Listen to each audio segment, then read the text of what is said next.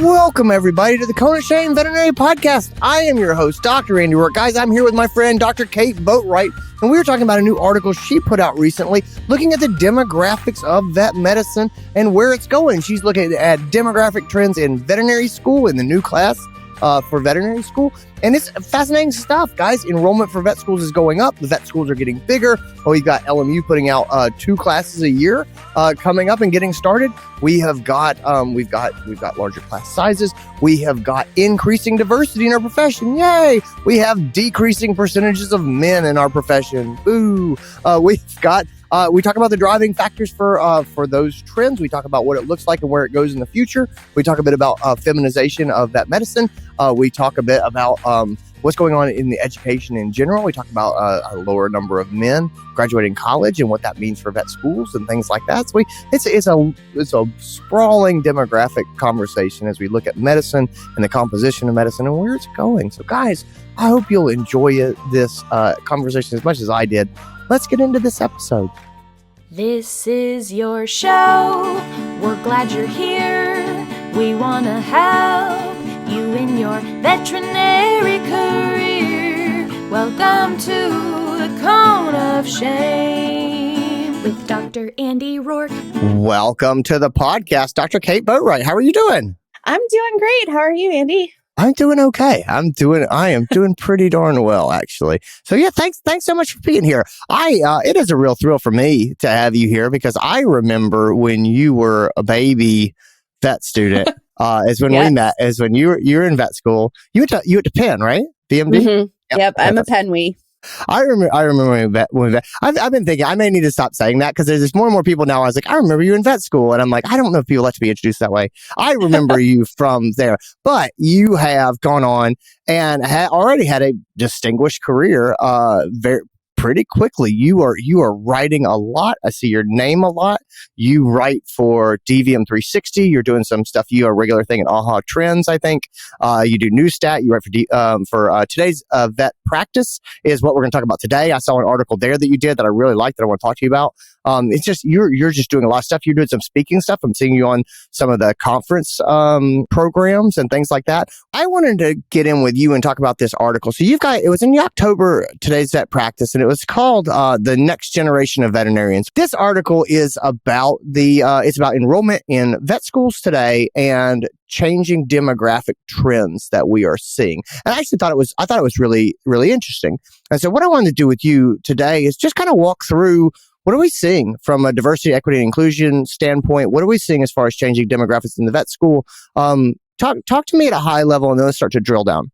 Yeah, absolutely. The article kind of focused on the AAVMC's data report on the current kind of demographics of the veterinary student population that was published, I think was over last summer.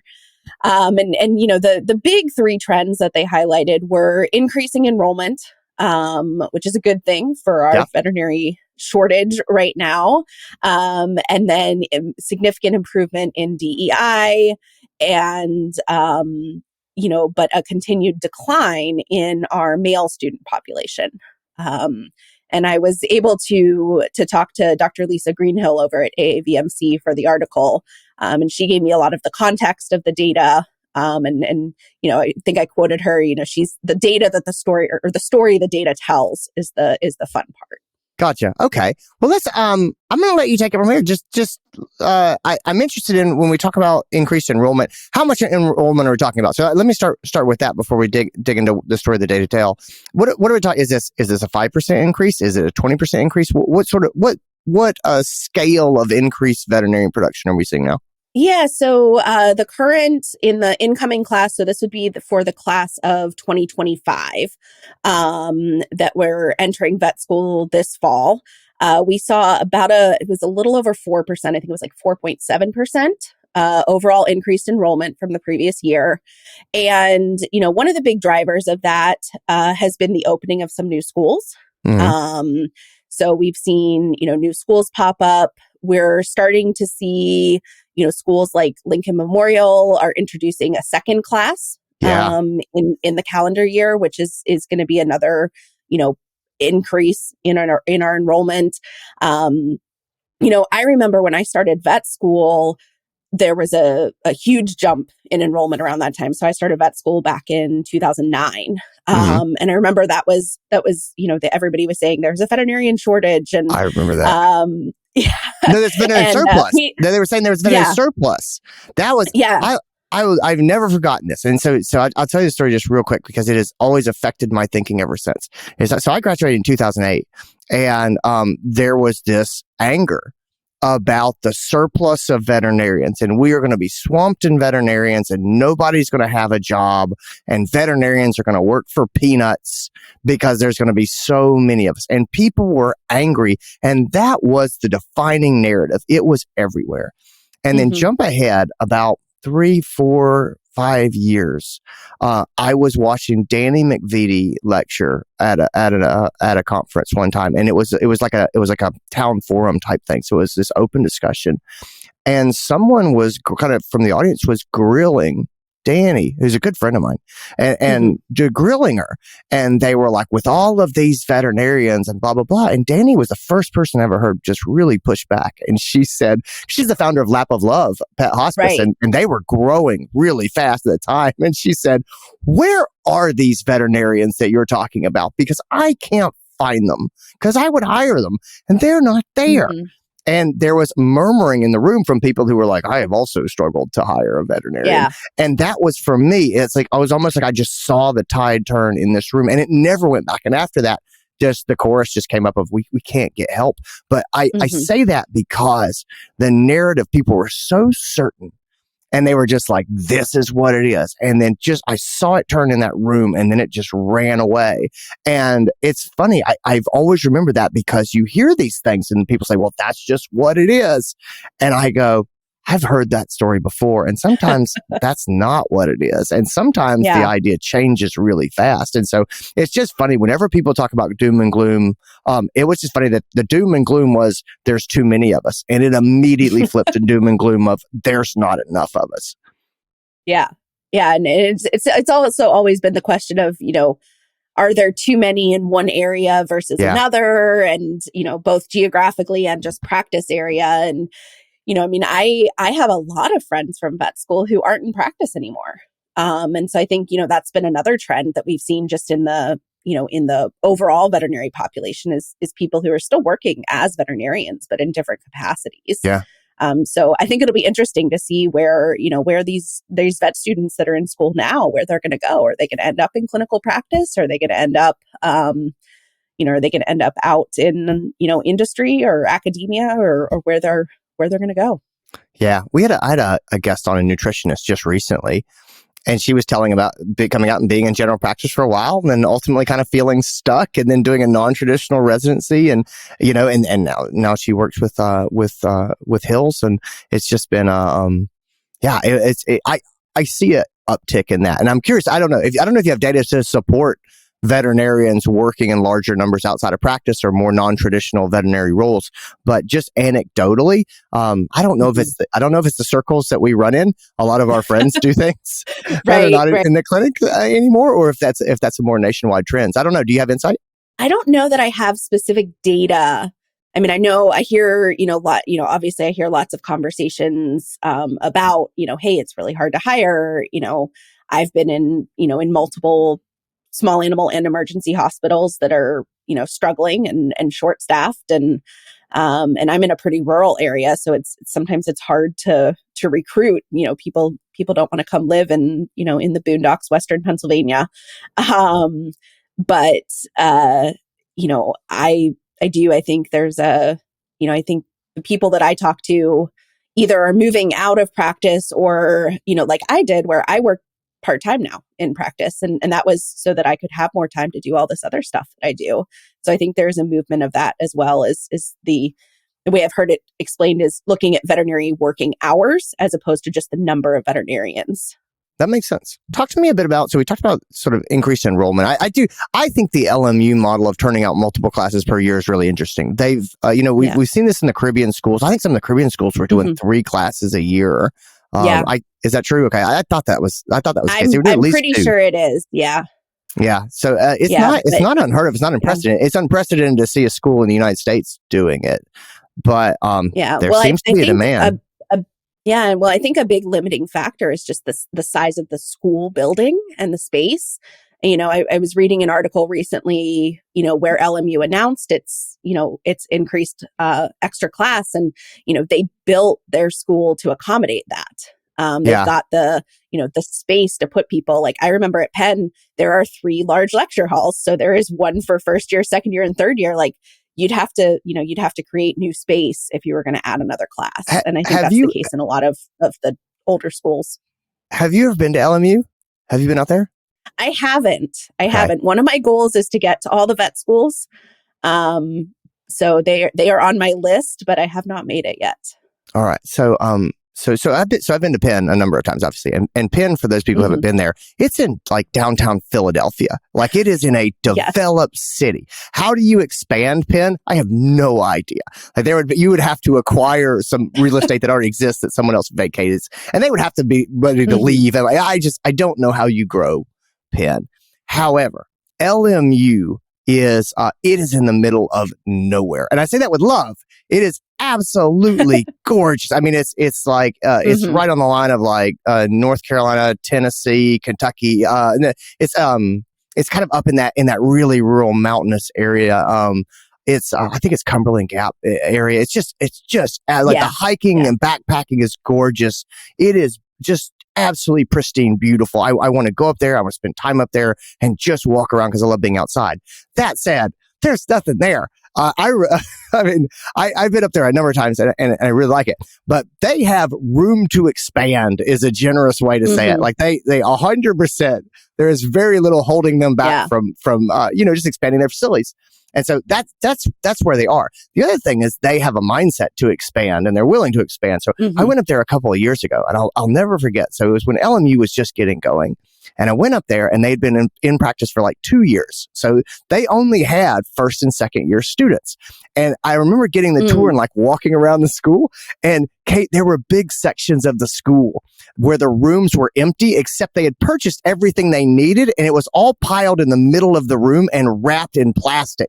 And like that was like half the school was just empty rooms with chairs and tables and microscopes wrapped in plastic. And it was the oddest thing. It was like someone was setting up a laboratory, like some science fiction place.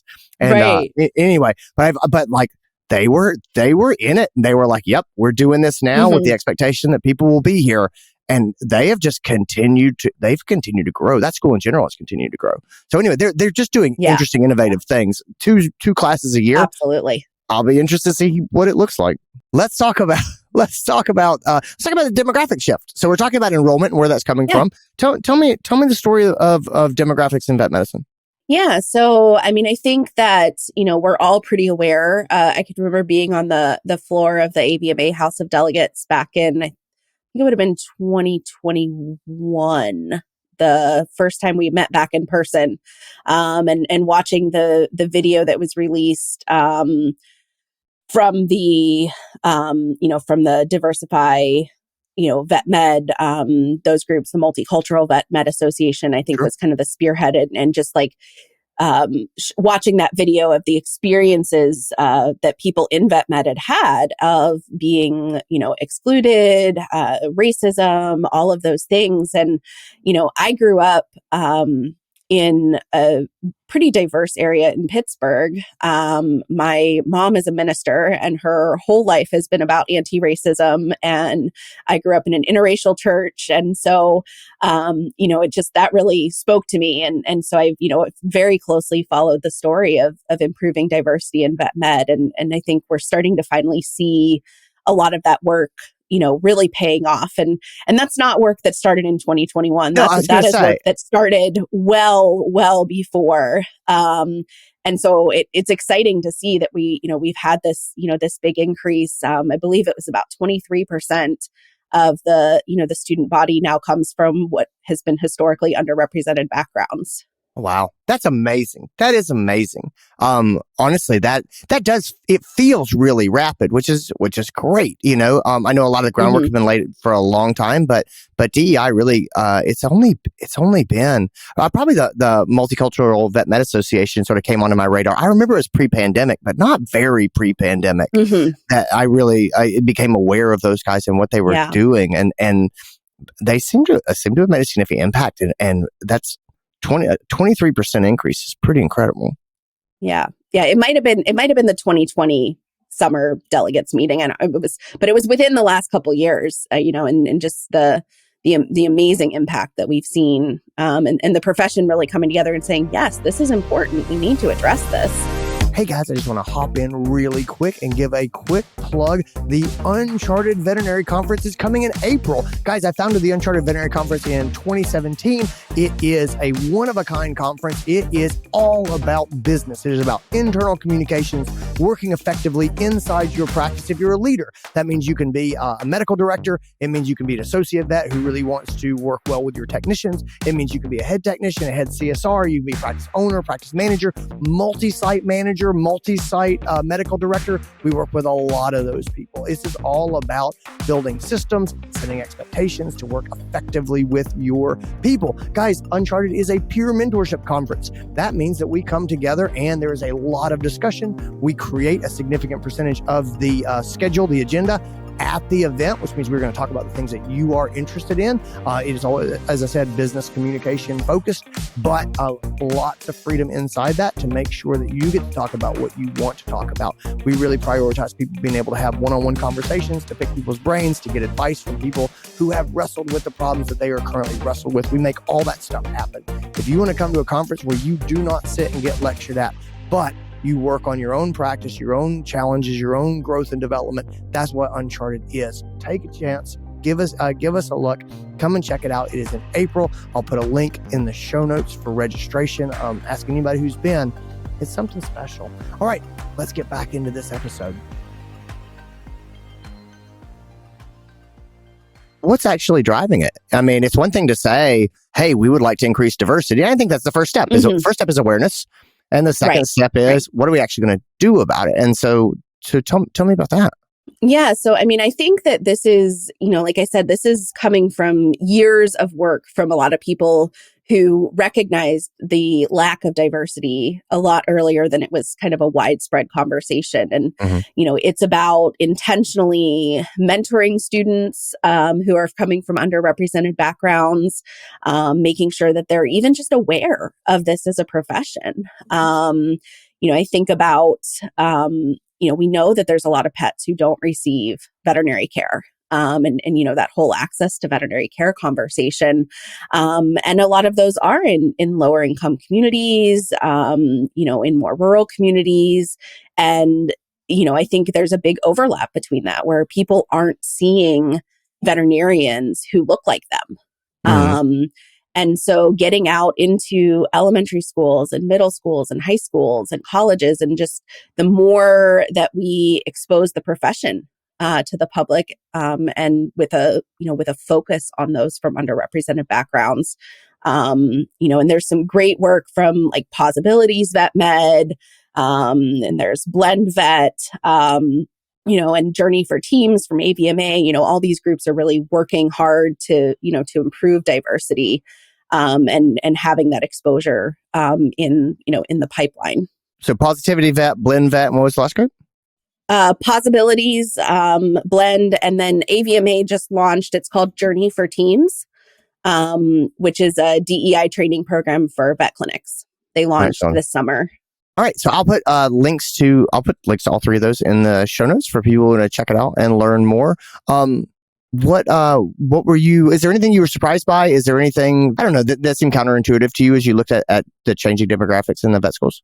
The biggest surprise to me wasn't necessarily that we're seeing a decrease in male veterinarian students, but in talking to Dr. Greenhill and kind of understanding the larger picture of men in higher education was really eye-opening for me.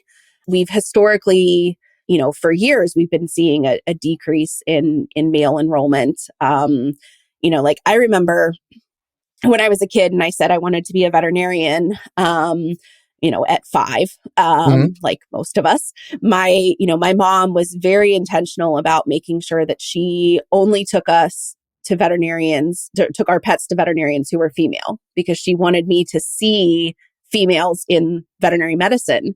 Because when she was a child and said, I want to be a veterinarian, everyone said, you can't, you're a woman, but women aren't in vet med. And this was in the, late 50s, early 60s. And so she went into a completely different profession that was male dominated, which was ministry. But, for her, it was really important that I saw that from the beginning. Sure. And so, I always, knew that I wanted to do it, and I had that support. And by the time I entered school, it had definitely it had flipped, and women were in the majority at that point. And that trend has just continued, where women, you watch the women increasing and the men decreasing. But when you look at the applicant pool, I think it was something like 12% of the applicants were male, but 18% of the class is. So Sure. there is an advantage there for men, in that population. But, when we look at just the undergraduate student population, it's also female dominated. Sure. So we're already pulling from a pool that is female dominated. So it's not so much that vet med is, trying to push men out or anything. I think we absolutely need men in our profession. It's another component of diversity, is that gender component. Sure. And, they've only recently started tracking like non-binary and other, other identifications. So there isn't as much data on that. But I just think it was really fascinating to me, kind of looking at the broader picture of men in education. I think was one of the really eye-opening things for me. I think that's fascinating. There's I think the book is called Crisis of Men and Boys. It's sort of a new book that came out fairly recently. I'll put a link in the show notes, but it's gotten a lot of attention recently, talking about education and men in America. And, as we look along, there's fewer and fewer men who graduate from high school than they used to be. Women graduate from high school at much higher rates.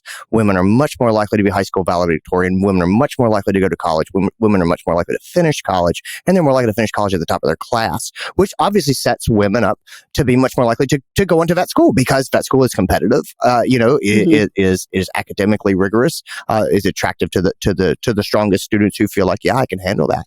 And so I do think that we're a part of this much larger trend. But I do think it's interesting to us to think about what that means for diversity, to have so few men in the profession. I mean, think about 12% applicants are male, and 48% of the population is male, something like that. Basically 50% of the population is male. Like that is incredible.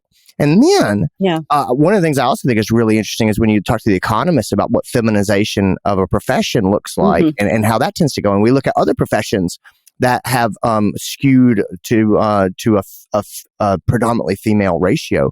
There are a number of things that come along with that, just that trend in an industry. And you say, well, we tend to see lower salaries, and we tend to see things like that. And again, I do not like that, and that is not a fun story, and I don't want us to be a part of that story. That's broken.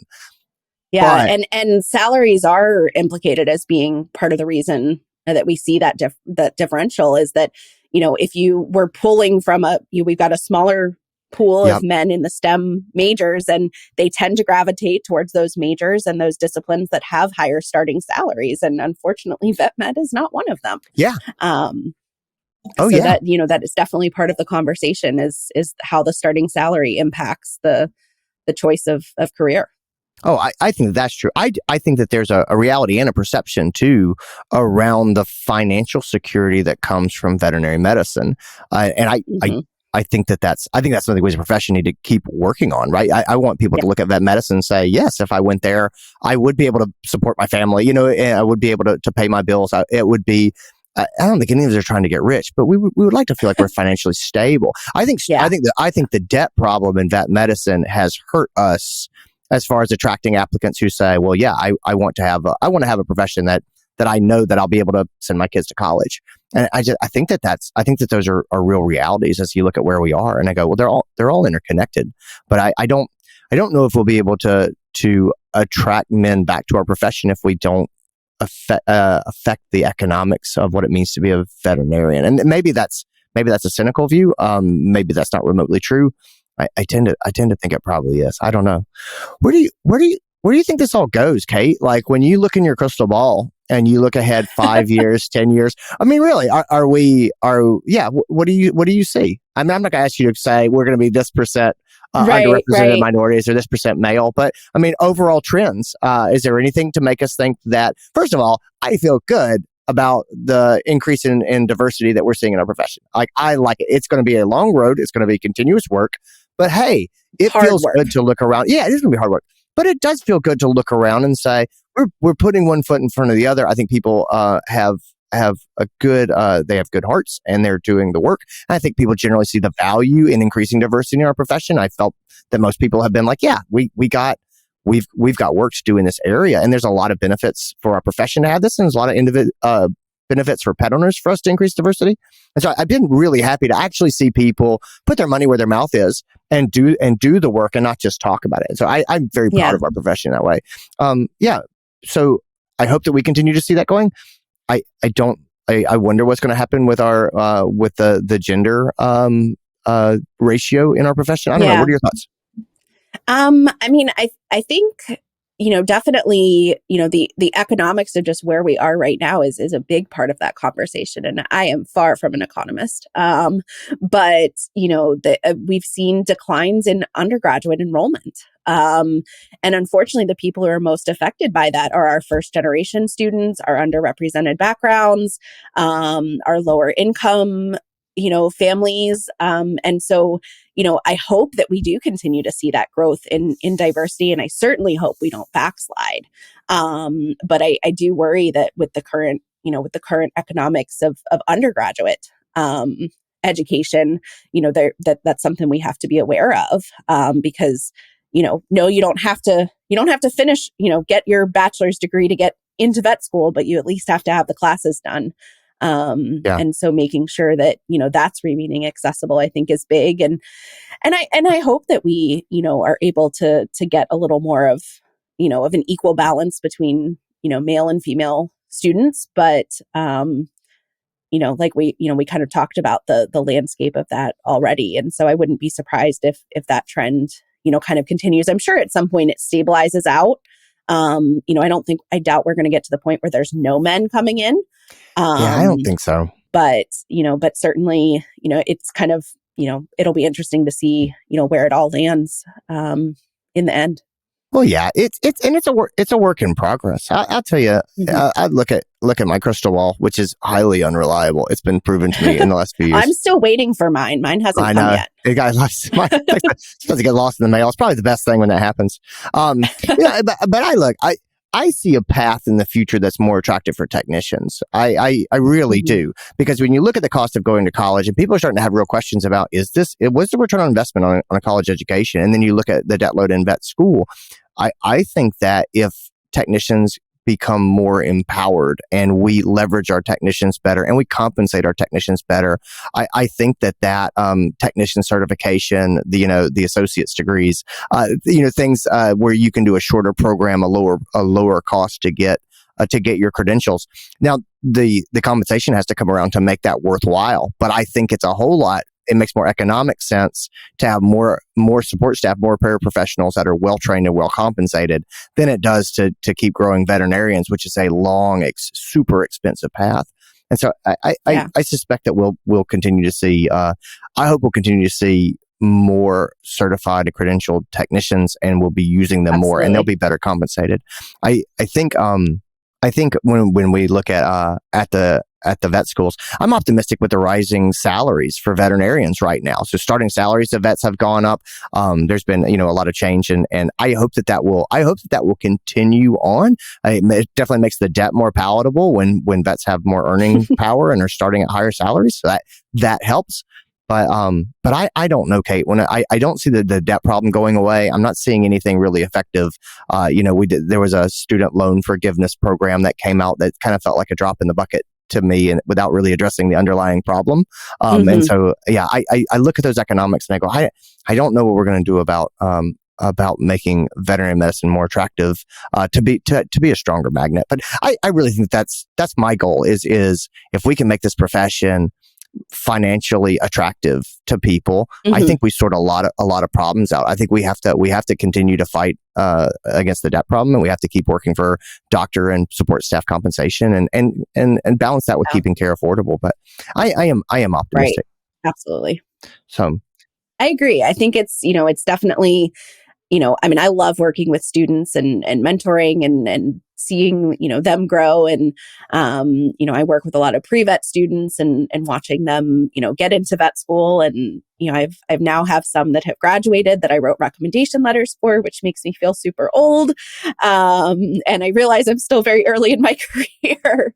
But it's exciting to see that changing landscape. And yeah, I think like you said, the big challenge is going to be making it an attractive profession and a solvent profession while still, keeping our care the way it is, for all of our patients. Yeah, I agree. There's a shared glory in writing a rec letter for somebody who gets into vet school, isn't there? Like, it's just like, I get to bask in their glow. It's like, I love it. Like, I'm like, I know I didn't really do anything. Like, you did all the work, but I wrote a nice note that went with you, and so I'm going to. Yeah, exactly right. Exactly right. So that always makes me feel good. Kate Boatright, thanks so much for being here. Where can people find you? Where can they read your writing and keep up with what you're doing? Yeah, so I am on Instagram. It's at Write the Boat. It's WRITE the Boat. I'm on Facebook and LinkedIn at Kate Boatright. And then I do have a website, www.writetheboat.com. Again, it's WRITE the Boat. And that's where all of my upcoming speaking, all of my articles are archived there. And soon we'll be launching a mentorship program for practices through there. Very great. Very great. Yeah. Well, congratulations, Kate. Thanks so much for being here. Guys, thanks for tuning in. You guys take care of yourself. We'll talk to you next week. And that is our show. Guys, I hope you enjoyed it. I hope you got something out of it. Thanks to Kate Boatright for being here. As always, if you enjoyed the show, there's nothing else you could do but that would help me more than just sharing it with your friends. I love it when people write honest reviews wherever you get your podcasts. Apple Podcasts is a big place that people look when they're looking for a podcast, so that helps a lot. But honestly, just if you think it's good, send it to other people who might also think it's good. I super appreciate it. Anyway, guys, that's what I got. Take care of yourselves. Be well. Talk to you later. Bye.